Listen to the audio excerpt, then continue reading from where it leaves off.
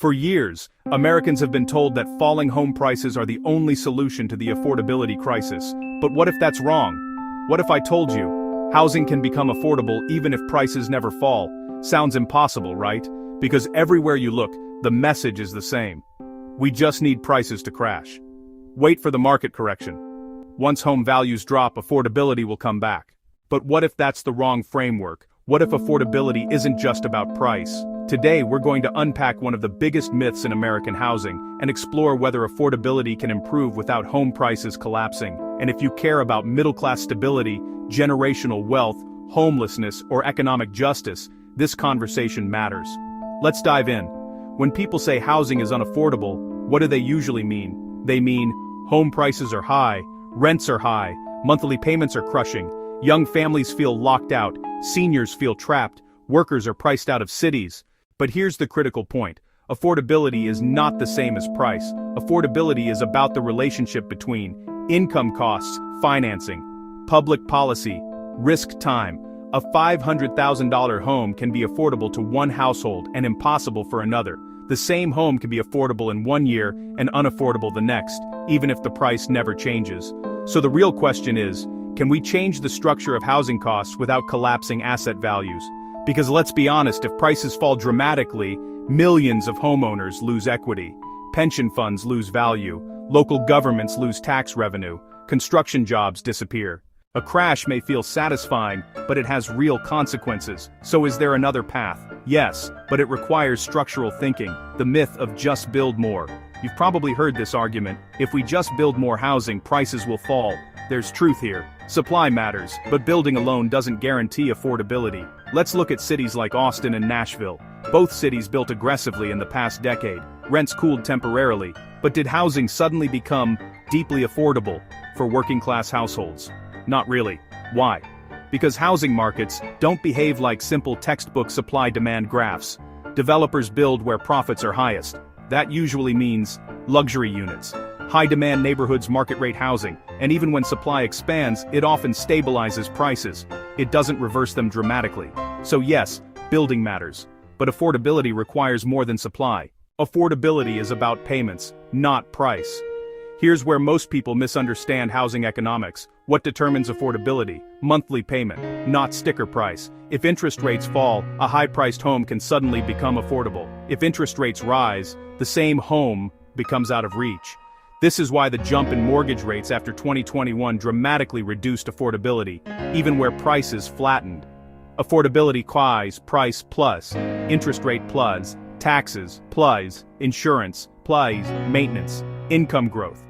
Now imagine this: prices stay stable, wages rise, interest rates moderate, property tax systems become more predictable, insurance markets stabilize, affordability improves without prices dropping. In fact, historically, the middle class built wealth in environments where prices rose slowly, while incomes caught up. The role of wages in productivity housing didn't suddenly become expensive in a vacuum. For decades, wages stagnated while housing costs rose. The issue isn't just expensive homes, it's that worker income hasn't kept pace with land values in high-growth regions like Charlotte. If wages grow faster than housing costs for 5-10 years, affordability improves, even if prices stay elevated. That's the hidden lever, and it's rarely discussed. Let's talk structural solutions. How can housing become affordable without price collapse? Shared equity models. Community land trusts separate land from structure. Buyers pay less upfront, values remain stable, permanent affordability is preserved. Property tax reform. Cap volatility. Offer income-based circuit breakers, prevent displacement of seniors and low-income homeowners. Public housing that competes. High-quality, mixed-income public housing can moderate market rents without crashing private property values. Insurance market stabilization. In many states, insurance is the hidden cost driver. Fixing insurance markets can improve affordability without touching home prices. Notice something? None of these require prices to fall.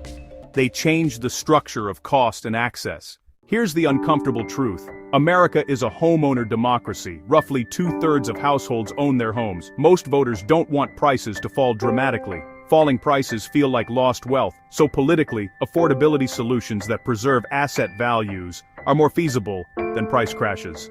This is why sustainable reform focuses on increasing supply responsibly, expanding income growth, stabilizing financing, creating permanently affordable alternatives. Affordability without collapse is not just economically possible, it's politically realistic. If we want affordability without price decline, we need wage growth that outpaces housing for a sustained period, predictable mortgage markets, insurance reform, property tax stabilization, permanent affordability institutions, strategic public investment in high-opportunity areas. This is not a quick fix. It's a structural rebalancing. So can housing become affordable without prices going down? Yes, but only if we stop thinking about affordability as a single number. Affordability is a system. It's income, financing, policy, time, and risk. Waiting for a crash is not a strategy. Building smarter systems is.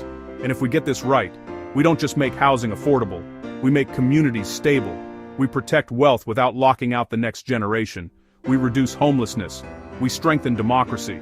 And that is the real housing challenge of our time. If this perspective changed how you think about housing, like the video, subscribe, and share it with someone who still thinks affordability only means falling prices. Because the future of housing isn't about collapse, it's about design.